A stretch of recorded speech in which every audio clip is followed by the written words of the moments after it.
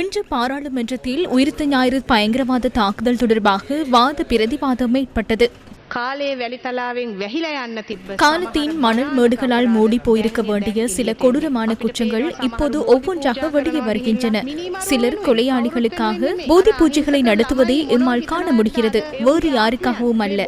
அந்த அப்பாவி பிள்ளைகளை பற்றி சிந்தித்து பாருங்கள். பிள்ளைகளின் ஆத்மாக்கள் இன்று என்ன நினைக்கும்? கொலைக்காரர்களுக்காக இந்த போதி பூஜைகளை நடத்துகிறார்கள். எதிலிருந்து தப்பினாலும் இந்த கொலைக்காரர்களாலும் கொலைக்காரர்களுக்கு உதவி செய்து அவர்களுக்காக போதி பூஜை நடத்தும் குழுக்களாலும் தங்களது மனசாட்சியிலிருந்து தப்ப முடியாது. அங்கு அமர்ந்திருந்த அந்த 7-8 பேரின் முகங்களை பாருங்கள். பொதுமக்கள் நிராகரித்து பழைய அரசியல் செல்லா காசுகளாக மாறியவர்களின் முகங்களை பாருங்கள். அந்த முகங்களில் பயம் இருக்கின்றது.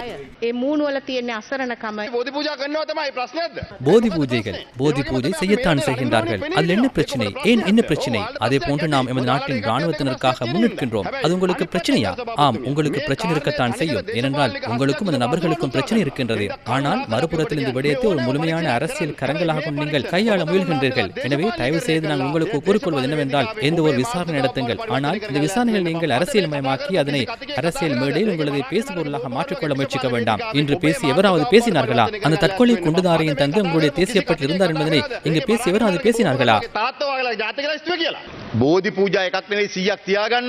பூஜை ஒன்று அல்ல, 100 நடத்துங்கள். ஆனால் நினைவில் வைத்துக் கொள்ளுங்கள், நாமல் ராஜபக்சவோ நீங்கள் அதிகாரத்திற்காக கொலை செய்த 278 அப்பாவி கத்தோலிக்க பக்தர்கள் மற்றும் 500க்கும் மேற்பட்ட அந்த மக்கள் இதையெல்லாம் பார்த்துக் கொண்டிருக்கின்றார்கள் என்பதை நன்றாக நினைவில் வைத்துக் கொள்ளுங்கள். எதிர்க்கட்சித் தலைவர் சஜித் பிரேமதாச கமன் பிளவின் அந்த பிரதான சூத்திரதாரி வெளியீட்டு விழாவுக்கு சென்று மாட்டிக்கொண்டார். தேடிச் சென்று வாங்கி கட்டிக் கொண்டார்கள். அதனாலேயே இன்று ஒரு வார்த்தை கூட பேசாமல் இருக்கின்றார். இந்த அரசாங்கம் எந்த ஒரு வகையிலும் பயங்கரவாத தடை சட்டத்தை பயன்படுத்தி இந்த நாட்டு மக்களை ஒடுக்கப் போவதில்லை. ஆனால் இந்நாட்டின் வரலாற்றில் பொதுமக்களை இலக்கு வைத்து 278 பேரை கொலை செய்து 500க்கும் மேற்பட்டோரை ஊனமாக்கிய இந்த மிக கொடூரமான பயங்கரவாத தாக்குதலை வெளிப்படுத்துவதற்காக பயங்கரவாத தடை சட்டத்தை பயன்படுத்துவது தவறா?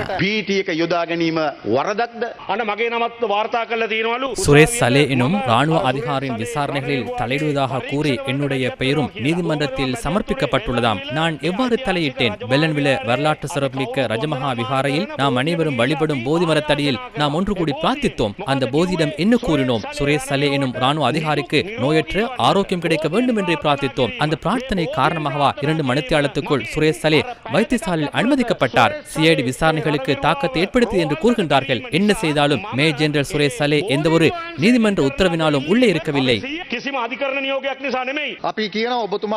நாங்கள் கூறுகின்றோம், நீங்கள் போதி மரத்தடிக்கு சென்று வழிபடுவது நல்லது. அதில் எந்த பிரச்சனையும் இல்லை. அதற்கான சந்தர்ப்பம் வழங்கப்பட வேண்டும். அதே போல நாங்கள் உங்களுக்கு கூறுகின்றோம், இந்நாட்டின் உயிர்த்த ஞாயிறு தாக்குதலினால் பாதிக்கப்பட்ட மக்கள் குறித்து சென்று அந்த போதியிடம் கூறுங்கள். அந்த தாய் தந்தையரின் கண்ணீர் குறித்து கூறுங்கள். தங்களது அரசியல் அதிகார தேவைக்காக செய்த இந்த இழிவான செயலுக்கு நீங்களே பொறுப்பு கூற வேண்டும். இந்த அரசாங்கத்தை கொண்டு வந்தது நீங்களே. இங்கு வந்து பேசும்போது சலேவிற்கு அடியில் மறைந்திருப்பது என்னவென்று எங்களுக்கு தெரியும். இப்ராஹிமுக்கு விடுதலை வழங்கியது யார்? இவர்களே. அதனை நீங்களே நினைத்து பாருங்கள். சிறைக்குள் விடுதலை செய்யப்பட்ட விடயங்கள் இருக்கின்றன.